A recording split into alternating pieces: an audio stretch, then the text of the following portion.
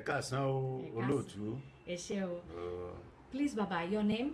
Orúkọ mi ni Chief Morakiyo Ifatokun Òyó, ààrẹ ìṣẹ̀ṣe of Oyo Empire lábẹ́ àṣà Alaafin ikú bàbá yèyé kábíyèsí Alaafin o. My name is Chief Morakiyo Ifatokun Òyó, the ààrẹ ìṣẹ̀ṣe of Oyo Empire under the Alaafin ikú bàbá yèyé kábíyèsí o. So, Baba, just very shortly, I would like to know what is Ebora. Wọ́n ní bàbá ní díẹ̀ àwọn fẹ́ mọ ìtumọ̀ Ebora. Ebora ó dàbí èèyàn ṣùgbọ́n kì í ṣe ènìyàn torí pé òun a máa ní ojú kan ṣoṣo. Ebora is like a woman being, but is not a woman being. A máa ní orí méjì. He can have one eyes, he can have two heads. A máa kúrú púpọ̀ tí ó kúrú pátápátá. He can be very, very short. A sì máa ga tí ó ga lọ rororo. And some may be taller, too tall. So, Ebora yàtọ̀ sí ènìyàn. They are different from women. Então quer dizer, ele teve a explicar, eu perguntei o que era Ebora. Ele disse que Ebora não são seres humanos, mas que têm olho na testa, podem ter duas cabeças, podem ser baixos, podem ser altos, podem ter vários pés. So, Baba, if he's not a human being, is Ebora Òrìsà? Ṣé Ebora ni Òrìṣà?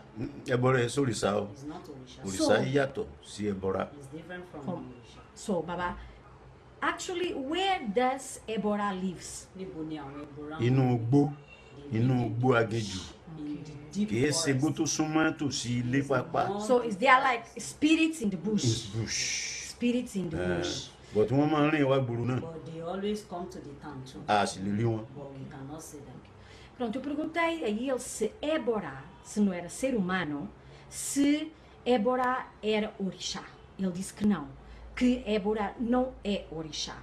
Que Ebora são espíritos da floresta, que vivem na floresta, mas que também se aproximam do ser humano e vêm para onde o ser humano vive. So, Baba, can you give us, for example, one name or two names of Ebora, of these spirits? Ebora. A tún ń pè ní Iwin. A tún ń pè wọ́n ní Iwin. So Iwin is Ebora. Àjànú. Is another Ebora. So eu perguntei se ele nos podia dar dois nomes ou um nome de Ebora. E ele disse Iwin and Àjànú é outro nome que eles também dão. So, Baba, do Yoruba people, do they use the Ebora for anything? Ṣé a máa ń lò fún iṣẹ́ kankan? A máa ń lò. We use it. So níbi tí a bá rí pé àwọn èèyàn bí fẹ́ gbìjalè tẹ́bọra bá wà ńbẹ̀ wọn ò ní fẹ́ lọ bẹ̀. Torí tí wọ́n bá ti rí Ebora tó lórí kan tó lójú kan. If we notice that armed robber want to rob in a place, and we can always send Ebora to the place to protect the place. If the armed robber sees the Ebora that has one eye or two heads, they will run away. Okay, so you use Ebora for protection, and it's like use these spirits for protection as medicine as well. And Ebora yìí fún ìdáàbòbò àti àwọn oògùn. Ṣé bẹ́ẹ̀ ni? Bẹ́ẹ̀ ni. Okay. So eu perguntei qual a utilidade, se eles utilizavam a Ebora e qual era a utilidade destes espíritos, tinham alguma utilidade? Eles disseram que sim, que eles utilizavam estes espíritos para a medicina tradicional e para magias e também para proteção.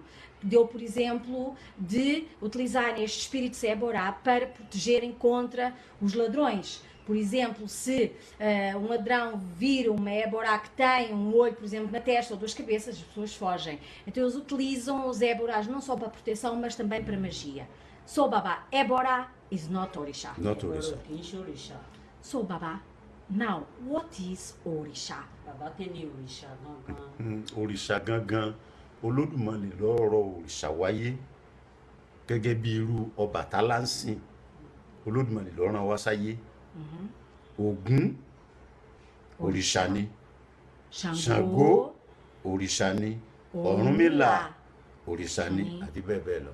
Òrìsà are the descendants direct from Olódùmarè, They are the Òrìṣà that Olódùmarè created to the head, like Ọbàtálá, like Ògún, like Ṣàngó, like Ọ̀rúnmìlà. All these more so they are Òrìṣà. Òrìṣà. Yes. So, Baba, let me understand. Òrìṣà are the divinities that Olódùmarè created in the olden days, in the primordial times, to come to the earth for creation of the earth. Are the first divinities that were created. It's called Òrìṣà. Is it like that? Ṣé àwọn Òrìṣà ni ohun àkọ́kọ́ tí Olódùmarè kọ́kọ́ dá kí wọ́n rọ̀ wá sílé ayé láti wá tún lé ayé ṣe àwọn ni. Òrìṣà ni Olódùmarè kọ́kọ́ dá o. They are the first divinities God created. Àwọn Òrìṣà ni. Eu perguntei o que era Òrìṣà. Ele disse que Òrìṣà foram as primeiras divindades criadas por Olódùmarè quando Olódùmarè quis mandar as divindades à terra para a criação da terra, que foi a primeira criação de Olódùmarè, as primeiras divindades que se chama Òrìṣà. So, Baba,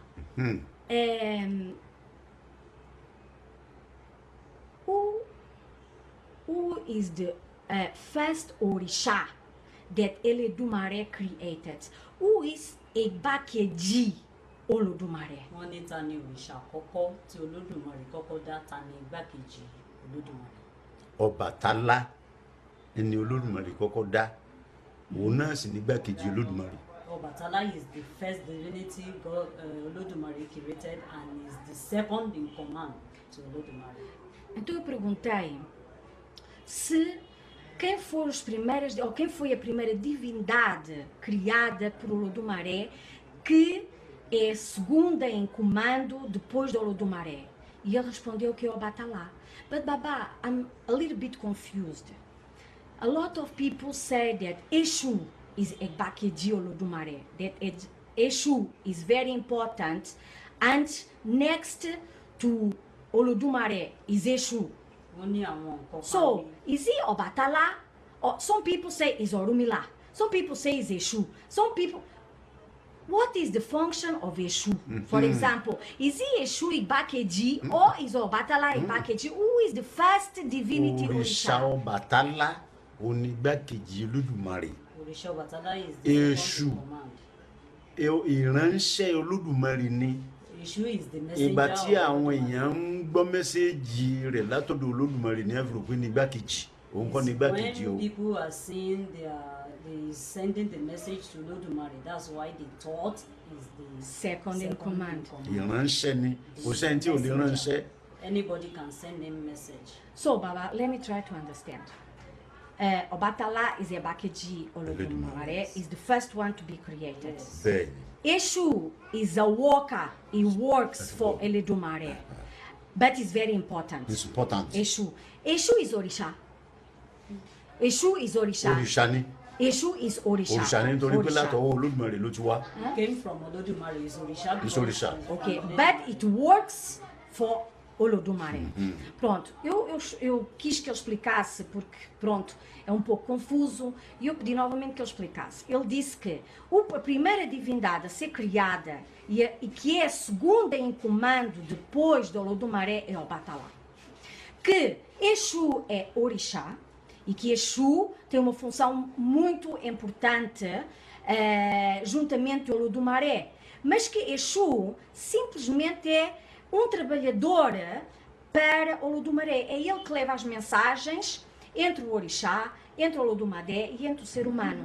Por isso, ele diz que Ọbàtálá é o segundo em comando. So, Baba, Ọ̀rúnmìlà is not Ìgbákejì Olódùmarè. Ọ̀rúnmìlà kì í ṣe Ìgbákejì. Okay. Òun náà Olódùmarè lọ́rùn náà wá sáyé. Is Olódùmarè that sent him to the Is Òrìṣà. Is Òrìṣà. Pronto. Eu perguntei também sobre Ọ̀rúnmìlà. Ele diz que Ọ̀rúnmìlà não é Ìgbákejì Olódùmarè, que Ọ̀rúnmìlà é Òrìṣà e que Olódùmarè o criou e o também mandou para a terra, mas que não é o segundo em comando. So, Baba, now, Egungun. Egungun is Òrìṣà. Egungun is not Òrìṣà. It's Irúnmolè. Egungun is Irumole. Egungun is Irúnmolè. Então eu perguntei se Egungun era Òrìsà. Ele diz que não, que Egungun não é Òrìsà, que é Irumole. Now, Baba, I'm more confused. What is Irumole then? Tani kini Irúnmolè ńgbà náà. Àwọn Irúnmolè ní àwọn bàbá bí ìpele mẹ́rin márùn tí wọ́n ti kú tá a bò wọ́n mọ́lẹ̀. Àwọn ìyá wa tí wọ́n ti kú tá a mọ̀ wọ́n rí, àwọn ní Irúnmolè. Bá ń ṣe máa fún àwọn òrìṣà ní obì là á máa fún àná, torí pé wọ́n ti jẹ́ ẹni tó wáyé rí, a sì ti gbé ẹbọ mọ́lẹ̀. Àwọn náà a lè pè wọ́n sí ojútùú ọ̀rọ̀ wa tí ó sì lójútùú. What do I say? Irúnmolè is our forefather that has died a long time ago, that we have buried, and is our foremothers that have died a long time ago, that we have buried. We do give them obi too, because they have come to the earth before and they have gone. We can call them for our ending of our matter, for solution. For support. Yes, because they have done their own part and they succeed. We call them for them to support us to succeed too. Wow. So, Irumole is your forefathers. Jẹ́ bẹ́ẹ̀ ni. Irumole is the people who live on the earth, Bẹ́ẹ̀ ni. died, and you worship as your forefathers for protection. Bẹ́ẹ̀ ni. Tí jẹ́ Irúnmolè nìyẹn. So, Baba, Irumole is Egungun. Egungun is Irumole. Egungun Is Irumole. Irúnmolè ni. Torí pé àwọn bàbá wa tí wọ́n ti kú la wá fi aṣọ ṣe ayẹyẹ fún. Is our Thank you. is our forefather that has died, that we beautify them with so many cloth. That's why we are calling them Egungun. Yes. Wow. So, Irumole is not Òrìsà. Irúnmolè. Então, eu perguntei-lhe o que era Irumole. Ele disse que primeiro perguntei-lhe o que era Egungun. Ele disse que Egungun não é Òrìsà, mas Egungun é Irumole. Então, eu disse que eu agora estava confusa. Então, o que é Irumole? E ele disse que Irumole é todos os antepassados, o pai, o avô, o trisavô, vovô, e todas as avós e trisavós que passaram pela terra, que morreram e que viraram Irumolés. E que Egungun é Irumole, Irumole é Egungun. Mas que Egungun é quando se celebra e eles celebram os antepassados e então os antepassados saem com roupa, como seja, pronto, a personalizá-los, por isso se chamam Egungun. So, Baba, now, Òrìsà is not human being, is not Irumole, is not Ebora.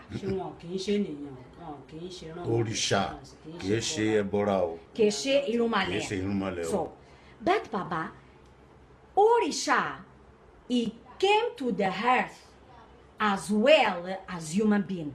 Wọ́n ní Òrìṣà, ó wá ní àwòrán ara èèyàn. Bẹ́ẹ̀ ni. Látọwọ́ Olódùmarè. So, when la fi mọ̀ wọ́n lórìṣà. That's why we know them as Òrìṣà. So, Baba, after this Òrìṣà become human being and he die, is Òrìṣà die or Irúnmolè? Is it correct? Nígbà tí wọ́n wá sílé ayé, tí wọ́n wá ní àwòrán ènìyàn, tí wọ́n sì kú, ṣé ni wọ́n di Òrìṣà dání àbí Irúnmolè? Òrìṣà nígbà tí wọ́n wáyé látọ̀run. When they came from the heaven. Iṣẹ́ ìyanu tí àwọn náà ń ṣe la fi mọ̀ wọ́n ní ẹni tí Òrìṣà dá. The wonders they are doing, the wonders they are performing, that we see, that's why we know them as Òrìṣà dá, because they are special people. Wait. Òrìṣà come from heaven. Yes. They become human being. Yes. So, when this Òrìṣà become human being and do special things, they became Òrìṣà dá. Yes. And after they die, is Irúnmolè. Is it correct? Yes. Yes. Ìsinú wọn ti di Irúnmolè. Ok. Pronto. Eu perguntei. Wọn ti di Irúnmolè. Òrìṣà, quando Olódùmarè criou os orixás, que não são seres humanos, que vieram à Terra, e quando esses orixás que vieram à Terra e que também vieram como seres humanos e fizeram algo especial na terra, eles ficaram conhecidos como Òrìsà Dá, e quando morreram, então viraram Irumole. So, Baba, only the Òrìsà that came to the earth as human being and die become Irumole. Irúnmolè. If it no become human being, it's Òrìsà. Òrìsà. Wọ́n ní ṣé àwọn tí wọ́n wá sí láti ọ̀run wá sí ilé ayé tá a mọ̀ wọ́n ní òrìṣà ní àwòrán ara èèyàn tí wọ́n bá kú tán là ń pè ní Irúnmolè. Wípé tó bá jẹ́ pé wọn kú wọn kì í ṣe Irúnmolè. Òrìsà ni wọ́n máa mọ̀ tó. Pronto, a minha última pergunta foi: o Òrìsà que vem, pronto, que foi as primeiras divindades a ser criadas pelo do Maré, que vieram à Terra, que nunca foram seres humanos, são Òrìsà. Aqueles Òrìsás que viraram seres humanos e que foram especiais, tiveram o nome de Òrìsà Dá, e quando morreram, então são cultuados como Irumole. Mas Òrìsà são as primeiras divindades criadas por Olodumare. So, Baba, what is Igbamale and Irumole? Igbamale, because when you pray, you always talk Igbamale and Irúnmolè. What is that? Wọ́n ní kí ni ìtumọ̀ ìgbà Ìtumọ̀ rẹ̀ ni pé àti irinwó ká fojú inú pé a fẹ́ kójú ọ̀rọ̀ ojú wọn wa a wá lọ sí ibojì àwọn Irúnmolè wa bí ìyá bàbá a wá pé Igbamale Irúnmolè ó túmọ̀ sí pé àwọn bàbá tí wọ́n ti kú bí 100 ọdún sígbà tá a wà yìí 100 ọdún sígbà tá a wà yìí la pè ní Igbamale Irúnmolè kí wọ́n wá bá wa ṣe ní tá a fẹ́ ṣe. Is our fofo when is that an example like Yes. when there is no rain and we went to like Iboji, they call it Iboji, where we bury the forefathers. It's a special place. Now we will now call them that our forefather come to the earth to come and help us on this solution. Our forefather come to the earth to come and help us in this solution. The reason why we call them is to support, but we always call them Igbaimole, Irúnmolè, the forefather that has died 200 years ago, and the forefather and the mother that died 400 years ago. Eu perguntei qual é o significado de Igbamale e Irúnmolè, porque sempre que eles rezam, eles chamam sempre Igbamale e Irúnmolè. Então ele explicou que quando, por exemplo, tem um exemplo, quando existe uma seca ou pronto, existem problemas, eles recorrem sempre a pedir ajuda aos antepassados que morreram. Então vão pedir aqueles que morreram há 200 anos, aqueles que morreram há 400 anos, pronto, vão chamar todos os antepassados para virem suportar e ajudar para que o problema acabe. Por isso é que eles lhe chamam Igbamale ou Irúnmolè. Baba, last question. Okay. Ògbóni, is he Òrìsà? Ògbóni ṣoríṣà ni. Òrìsà kọ́ ni Ògbóni o. Is not Òrìṣà. Eu perguntei se a sociedade Ògbóni era Òrìsà. Ele disse que não.